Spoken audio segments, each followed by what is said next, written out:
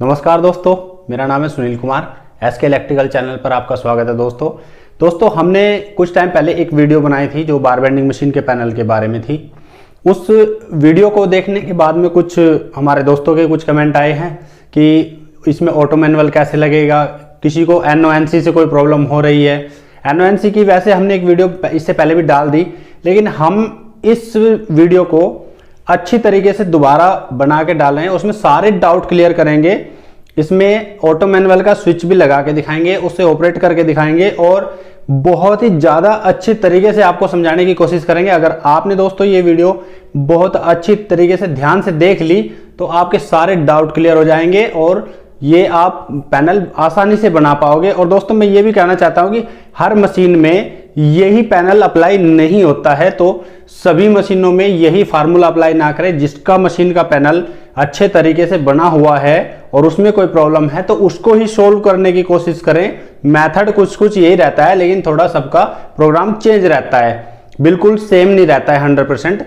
तो सभी में हम ये नहीं कहेंगे कि किसी भी अच्छी मशीन का कोई अच्छा पैनल आप उधेड़ के उसमें ये वाला अप्लाई करो, तो ऐसा नहीं करना है। थोड़ा ध्यान से काम करना है। जब आप बिल्कुल एकदम विवश हो जाओ, आपके पास कोई रास्ता ना हो, तभी जाके, या मशीन के पैनल की ऐसी खराब हालत हो कि आप उसे रिपेयर ना कर पाए, तब जाके आप इस पैनल को उस पर अप्लाई कर सकते हो, नहीं तो नहीं। मोस्टली जो चाइनीज मशीनें जो आती हैं वो इसी मेथड पे चलती है, उसमें ये अप्लाई होता है। सिर्फ स्पार्टन में आप इसको नहीं कर पाओगे, और कुछ और भी मशीन है जिसमें ज़्यादा सामान रहता है, ज़्यादा का प्रोग्राम रहता है वायरिंग का, उसमें आप इसको नहीं कर पाओगे। तो दोस्तों हम इसको बहुत अच्छे तरीके से समझाने की आपको कोशिश करते हैं और आप बिल्कुल ध्यान से इसको देखना और इसके बाद में आपको कोई शिकायत नहीं रहेगी, आप इसे आसानी से कर पाओगे।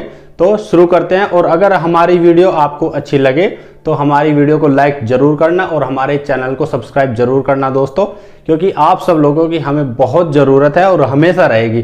तो आओ शुरू करते हैं। इस पैनल को तैयार करने के लिए हमारे पास में ये स्ट्रिप है जिस पर हम ये कॉन्टेक्टर लगाएंगे स्नाइडर के, और ये 415 वोल्ट ऑपरेटिंग कॉइल के कॉन्टेक्टर हैं जो डबल फेज पे ऑपरेट होते हैं। और ये हमारे पास में 3 पोल की MCB है जो कम से कम 25 एम्पियर की हमारे पास होनी चाहिए। और ये फुट स्विच हो गया, और ये लिमिट स्विच हो गए। लिमिट स्विच किसी और तरीके के भी हो सकते हैं, ये अलग तरीके के भी होते हैं। और ये NO पुश बटन हो गए हमारे पास में, जिनको हम शॉर्ट में P भी लिख देते हैं, तो ये पुश बटन है। और ये ऑटो मैनुअल स्विच होगा जिसमें एक NO कॉन्टेक्ट है और एक NC कॉन्टेक्ट है। और ये हमारा इमरजेंसी पुश बटन हो गया, इमरजेंसी स्विच। तो इससे हम अब ये पैनल कंप्लीट करेंगे। और ये कनेक्टर है, लेकिन कनेक्टर में हम अभी लगाएंगे नहीं, कनेक्टर में लगाने से थोड़ा कंजेस्टेड हो जाएगा, समझ में नहीं आएगा सही। और ये देखो अभी ये MCB में से हमने ये RYB तीनों सेम कंडीशन में लगा दिए हैं। तो ये RYB आपको सेम कंडीशन में लगा देने हैं ऊपर, और नीचे की तरफ के हमें थोड़े चेंज करने होते हैं क्योंकि 2 फेस आपस में इंटरचेंज करना होता है हमें। तो ये B वाला सबसे पहले लगाओ, फिर दूसरे कॉन्टेक्टर में ये Y और रेड, ये आपस में 2 फेस चेंज हो जाएंगे। B और रेड, ये नीला और लाल आपस में चेंज हो जाएंगे इसमें।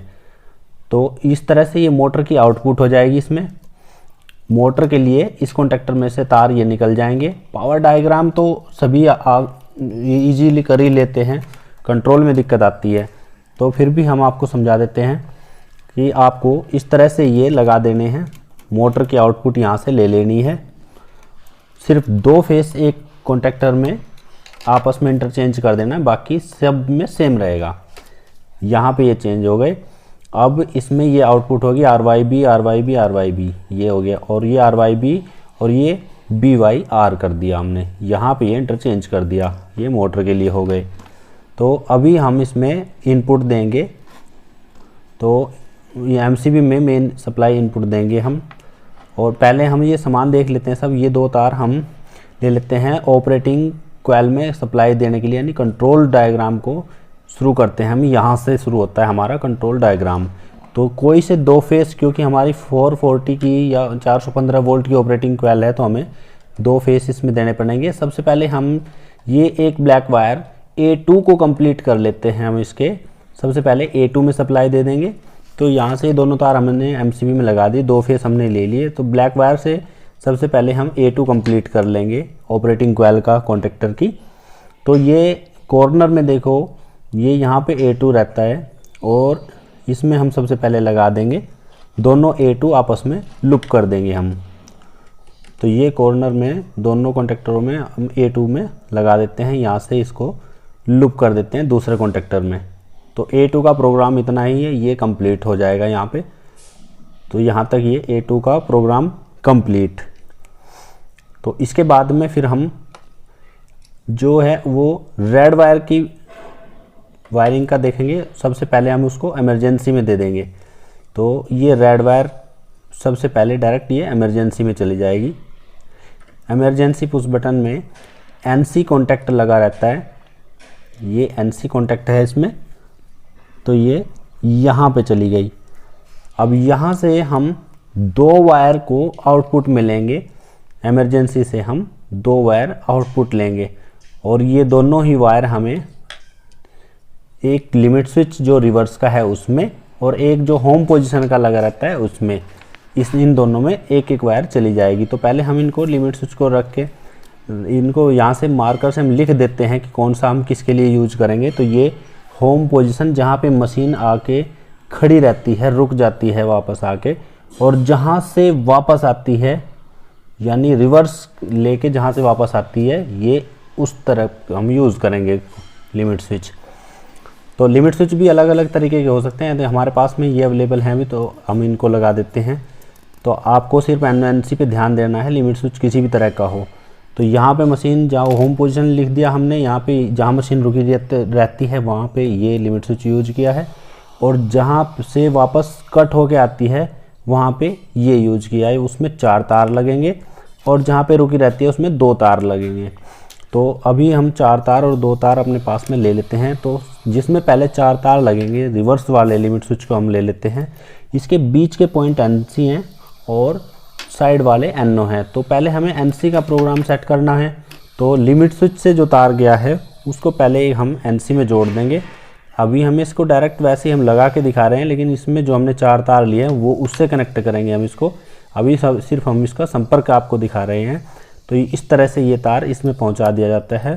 तो यहाँ से खोल के हम वो 2 वायर इसमें से, ये हम रेड और येलो, ये 2 वायर इसमें बीच में हम कनेक्ट कर देंगे। इसके बीच के जो कॉन्टैक्ट हैं वो NC हैं। तो इस तरह से ये हमने कनेक्ट कर दिए हैं। तो पहले हमें NC का ही प्रोग्राम सेट करना है। तो NC का प्रोग्राम हम सेट कर देंगे। पहले NC का एक तार हमने इसमें इमरजेंसी से जो एक तार गया है वो इसमें जोड़ देंगे हम। तो इस तरह से ये इनपुट चली गई लिमिट स्विच के NC में। तो ये फेस घूम के यहाँ पे चला गया। फिर आउटपुट आ गई येलो वायर में। तो येलो वायर हम इसमें दे देंगे, इसकी इनपुट लिख देंगे हम यहाँ पे, फॉरवर्ड और रिवर्स भी लिख देते हैं। और इसके NO में, फॉरवर्ड के NO में इनपुट चली गई है। ये फॉरवर्ड के NO कॉन्टैक्ट में ये इनपुट चली जाएगी। तो इस पे NONC भी हम लिख देते हैं ये, जिससे कि ये सही दिखाई नहीं दे रहा है। तो अभी ये इनपुट में हमने दे दिया, लिमिट स्विच से निकाल के ये फॉरवर्ड के NO में इनपुट चली गई। और आउटपुट हम ले लेते हैं, और आउटपुट, इसकी आउटपुट दूसरे कॉन्टेक्टर की इनपुट बन जाती है। तो NO से जो तार निकलेगा वो दूसरे कॉन्टेक्टर के NC के इनपुट में जाएगा। तो यहाँ से दूसरे कॉन्टेक्टर के NC के इनपुट में हमने दे दिया। इनपुट हम हमेशा नीचे ही लेते हैं, और आउटपुट हम यहाँ से लेके NC की वो फॉरवर्ड के ऑपरेटिंग कॉइल के A1 में चले जाएगा। तो इस तरह से ये एक प्रोग्राम यहाँ तक इसका सेट हो जाता है।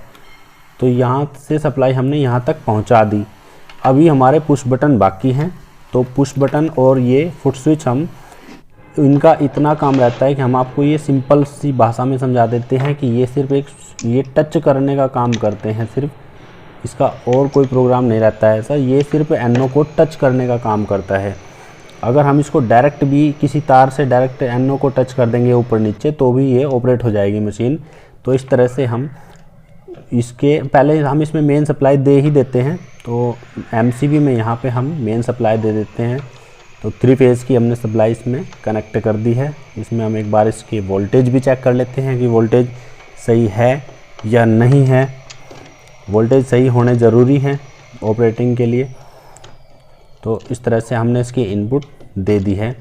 अब मल्टीमीटर से हम इसको एक बार चेक करेंगे कि सप्लाई सही है या नहीं है। तो ये सेट हो गया है और मल्टीमीटर हम ले लेते हैं और यहाँ से मोटर की ये आउटपुट निकाल दी है हमने। इनपुट ये एमसीबी में दे दी और कॉन्टैक्टर से मोटर की आउटपुट निकल गई। तो इस तरह से पहले हम वोल्टेज चेक कर लेते हैं। इसमें 400 वोल्टेज आने ज़रूरी हैं, कहीं ऐसा नहीं होना चाहिए कि कोई एक फेस हमसे छूट जाए।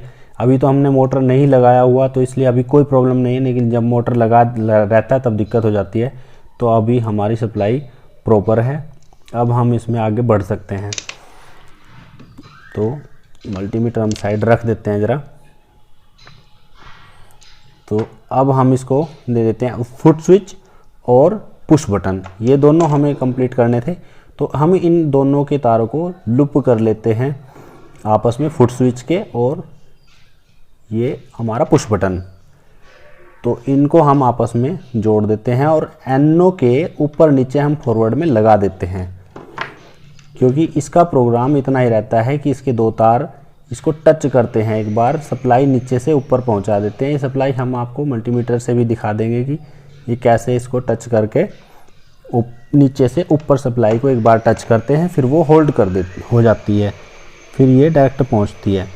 तो इस तरह 2 तार हम इसमें लगा देते हैं, क्योंकि नहीं तो इसमें ज़्यादा हो जाएंगे तार। तो 2 तारों में ही हम ऊपर फुट स्विच और ये पुश बटन जोड़ देंगे।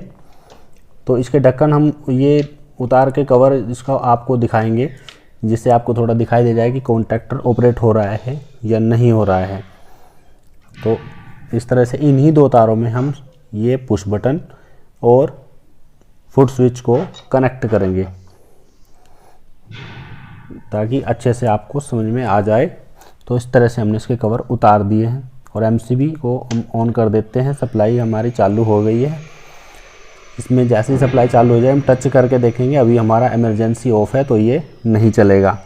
तो इमरजेंसी को हम रिलीज करके दोबारा से इसकी सप्लाई ऑन करके तब इसको चलाते हैं, तब ये काम करेगा। तो इस तरह से पहले हम सप्लाई चालू कर लेते हैं।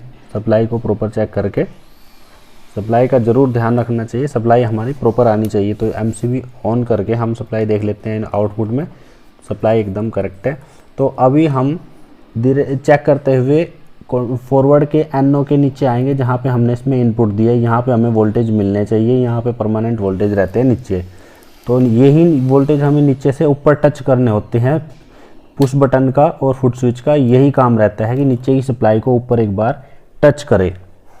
तो इस तरह से हमने अब एक बार टच किया तारों को, तो ये सप्लाई मोटर तक पहुंच गई, ये ऑपरेट हो गया। तो हम जब इसको घुमाएंगे, ये घूम के जाएगी वहाँ तक और ये लिमिट स्विच को कट करेगी, तो ये फॉरवर्ड बंद होके रिवर्स चल जाएगा। तो लेकिन रिवर्स का अभी हमने प्रोग्राम सेट नहीं किया है पूरा, तो इसलिए रिवर्स अभी नहीं चलेगा। यहाँ तक अभी हम फॉरवर्ड तक ही पहुँचे थे अभी। तो ये फॉरवर्ड के ही अभी कंप्लीट कर लेते हैं तार हम। तो इनमें हम जोड़ के टेप मार देते हैं अच्छी तरह से। तो ये 2 तार इसमें जुड़ जाएंगे, एक फुट स्विच का और एक पुश बटन का। तो ये हम इनको जोड़ के इकट्ठा, अभी तो हम ऐसे ही जोड़ देते हैं, नहीं तो कनेक्टर लगा रहता है पैनल में। अच्छी तरह ड्रेसिंग आप कर सकते हो, लेकिन उसमें टाइम लगता है, उतने टाइम की हम वीडियो नहीं बना पाएंगे।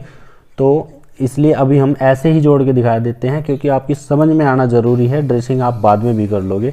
तो ये पुश बटन कंप्लीट हो गया है। अब हम पुश बटन से इसको चला दिया है, देखो ये चल गया है और इससे कट ऑफ करके ये वापस फिर आ जाएगा। और रिवर्स अभी नहीं कंप्लीट हुआ है, तो इसलिए वापस अभी नहीं आएगा। तो फुट स्विच और इससे दोनों से ऑपरेट अभी ये हो रहा है। अब यहाँ तक ये फॉरवर्ड कंप्लीट हुआ।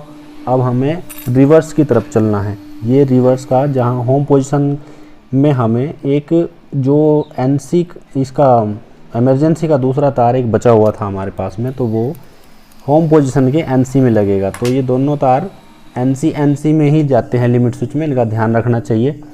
तो अभी ये तार हम कनेक्ट कर देते हैं और इसकी आउटपुट लेके दूसरे कॉन्टेक्टर के यानी रिवर्स का जो कॉन्टेक्टर है उसके NO में नीचे इनपुट में जाएगा। तो ये रिवर्स के इनपुट में चला गया। अब उसकी आउटपुट दूसरे कॉन्टेक्टर के NC की इनपुट बन जाएगी। यहाँ से हमने आउटपुट लिया और फॉरवर्ड के NC में इनपुट दे दिया और फॉरवर्ड के NC में इनपुट दे के उसकी आउटपुट को हम फिर रिवर्स के A1 में दे देंगे। यहाँ से ये A1 में दे दिया, ये इंटरलॉक होके एक दूसरे की क्वैल में चला गया। इंटरलॉक के बारे में हम डीपली किसी और वीडियो में समझाएंगे। तो ये प्रोग्राम यहाँ तक सेट हो गया रिवर्स का भी। अभी रिवर्स का पुश बटन अभी लगना बाकी है। उसमें ये तार जो दो बचे हुए हैं ये लिमिट स्विच के NO में लगेंगे और यहीं पे ही NO में ही ऊपर नीचे ये पुश बटन लग जाएगा।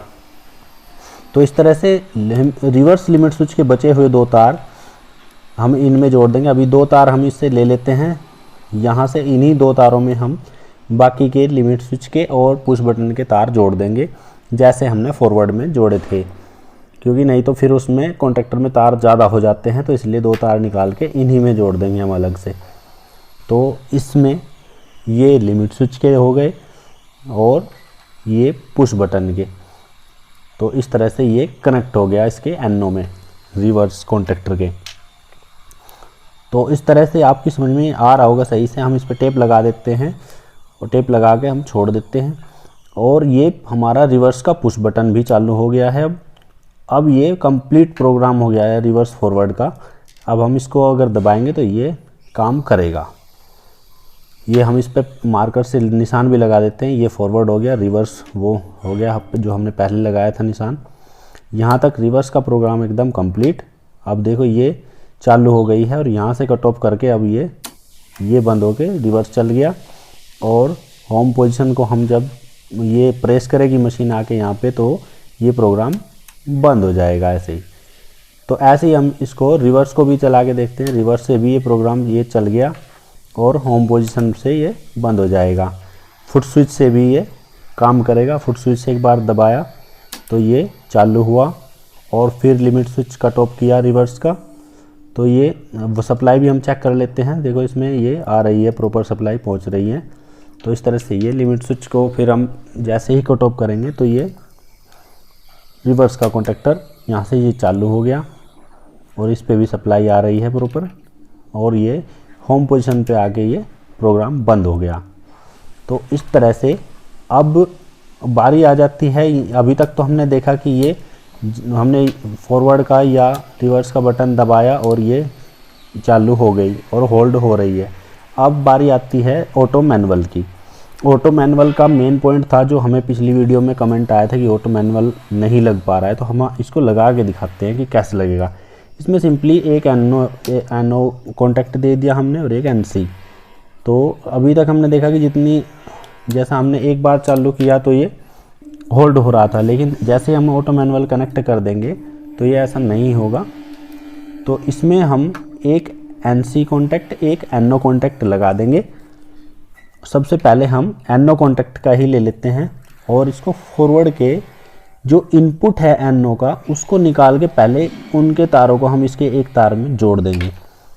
एक स्विच का ही पहले एक कॉन्टैक्ट का ही लेना है। पहले फॉरवर्ड का इनपुट निकाल दिया हमने NO का और इसको टेप मार दी और दूसरा तार स्विच का इसमें कनेक्ट कर दिया। बस एक स्विच का प्रोग्राम इतना ही है। और अब दूसरा स्विच पकड़ लेते हैं। अब ये NC वाला ले लेते हैं। तो इसमें रिवर्स के कॉन्टैक्टर के NO की इनपुट को निकाल देते हैं और इस पे भी हम टेप मार देते हैं। तो इसका प्रोग्राम ये सेट हो गया और स्विच का दूसरा तार जहाँ से हमने ये तार हटाया NO के इनपुट में वहाँ पे ये लग जाएगा और ये ऑटो मैनुअल का प्रोग्राम कंप्लीट। बस दोस्तों इतना सा ही प्रोग्राम करना होता है ऑटो मैनुअल का और ये कंप्लीट हो जाता है। अब हम इस पर मार्कर से लिख देते हैं कि ये इधर हम ऑटो है और इधर हमने इसका मैनुअल लिख दिया। तो अभी हम पहले इसे ऑटो में चला के देखते हैं। तो इसको हम सेलेक्ट कर देते हैं पहले सप्लाई ऑन करके। तो ये हमने ऑटो में सेलेक्ट किया और फॉरवर्ड का पुश बटन दबाया तो ये चालू हुआ। और लिमिट स्विच से हमने इसको कट ऑफ भी, इसकी सप्लाई भी चेक कर लेते हैं। तो ये इसके कॉन्टैक्टर के ऊपर सप्लाई पहुंच रही है और ये कंटिन्यू पहुंच रही है क्योंकि हमने इसे ऑटो में किया हुआ है। ये लिमिट स्विच से कट हुआ और ये रिवर्स का भी यहाँ से होम पोजीशन से बंद हो गया। अब हमें ये मैनुअल पे सेलेक्ट कर देना है। तो मैनुअल पे सेलेक्ट करके हम देखते हैं कि हम जब तक इसे दबाएंगे, देखो बार बार हम इसको दबा रहे हैं तभी तक ही ये चल पा रही है, नहीं तो बंद हो जा रही है। तो इस तरह से ऑटो मैनुअल का प्रोग्राम ये कंप्लीट हुआ। और रिवर्स से भी हम चेक करेंगे तो रिवर्स को भी हम जितनी देर दबाएंगे मैनुअल पे करके उतनी देर में ये हो जाएगा और नहीं तो बंद हो जाएगा। तो इस तरह से ऑटो मैनुअल कंप्लीट हुआ और उम्मीद है कि दोस्तों ये आपकी समझ में बिल्कुल आ गया होगा। इसमें हमने बिल्कुल डीपली आपको बता दिया है। और वीडियो हमारी अच्छी लगे तो ज़रूर लाइक करना, हमारे चैनल को ज़रूर सब्सक्राइब करना। दोस्तों देखने के लिए बहुत बहुत धन्यवाद। अगली वीडियो में फिर मिलेंगे।